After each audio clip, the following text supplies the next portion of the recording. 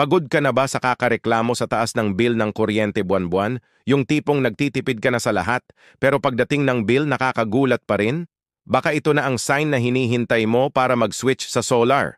Isipin mo to, sa loob lang ng 3 hanggang 5 taon, bawi mo na ang ginastos mo sa solar roof panels. Pagkatapos nun, halos libre na ang kuryente mo. At hindi lang yan, kung magdadagdag ka ng battery storage, meron ka pang sariling backup power. So kahit may brownout sa buong barangay, ikaw, chill ka lang at may ilaw pa rin. Bukod sa matitipid mo, nakakatulong ka pa sa kalikasan. Oo, medyo malaki ang investment sa simula, pero isipin mo na lang yung lifetime savings at ang peace of mind na dala nito.